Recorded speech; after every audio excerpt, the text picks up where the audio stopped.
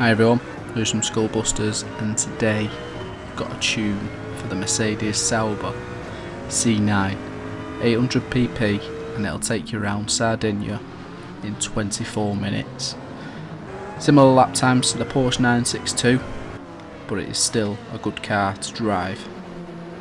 This is for you guys who want a bit more power under your belt, if it was one way of putting it. Honestly, when you put your foot down in this, it's the back end just wants to squirm everywhere, but it still stays planted where you want it to go. It just feels like a bit edgier compared to the Porsche. So let me give you the tune. So we're going to start with the racing medium tyres, and then on the suspension we're going to start with a ride heights at 50 on the front and 80 on the rear, anti-roll bar 7 at the front, 10 at the rear, damping ratio compression 35 at the front, 30 on the rear, expansion 45 on both, natural frequency 3.5 at the front, 5 at the rear, negative camber 2.5 at the front, 1.5 at the rear, toes out on the front by 0.5 at 0.05, and then toes in on the back at 0.1. 20, 25 and 5 for the diff settings. Minimum downforce on the front, max on the rear. You've obviously got your ECU on there, leave that at 100. Don't need any ballast on there, just set the power restrictor to 91. You want a fully customizable racing transmission, and you want to set that to 350, and don't need a turbo on it. Brake balance, set it to 3. If you've got a bit more oversteer coming through the corners, you can set it to 5. I think that I actually did that midway through the race, which is why I saved it here, and that's it, easy as that. In terms of strategy, I had a bit of messing around in this race because I didn't know how it would end up, but I've worked it all out now. So you can run one stint on fuel map 1, you'll do 7 laps just, so you need to do a tiny bit of fuel saving, but you should get 7 laps out of fuel map 1, and then fuel map 2 will take you 8 laps, which gives you your full 15 laps. I'd recommend going fuel map 1 first, and then hopefully you only have to lap the field once if you're on hard mode, just because they'll slow you down. Right, on to the fastest lap.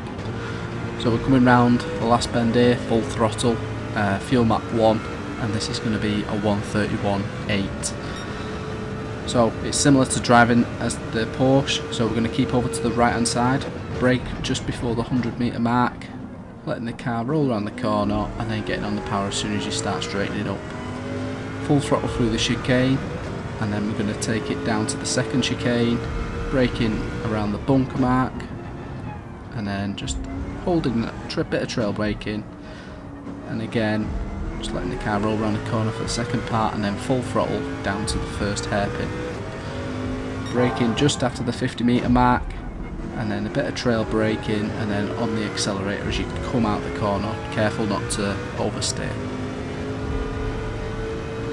Full throttle all the way down to the back straight, and then we're going to brake between the 150 and 100 mark. Mash those brakes, letting the car roll round, getting max rotation without putting the throttle on until you're straightened up. Coming through this section, you're going to want to keep right as much as possible through the first section, and then bring it down to about 120 miles an hour with the brakes, and then full throttle as soon as you get past the barrier. Brake around the 75 metre mark on the last hairpin, and again let the car roll around the corner, and then you're on to the last corner. It's literally full throttle all the way down. Just make sure you time your turn right so you hit the apex, and that's it. Now I reckon you can go faster in this. This was, I think, my second attempt, so yeah, easy to do that, and you probably get a sub 24 minute race time out of this. I had a crash at the end which took 11 seconds off, and I finished in 24:15. So yeah, it's well within reach, and yeah, it's just a great car to drive. It sounds brilliant. It's probably the best sounding Group C car, I reckon. Between this and the Mazda 787B, it's just fancy. Right, that's all we've got for this time, folks, and what will be the XJR next time. So see you then. Adios.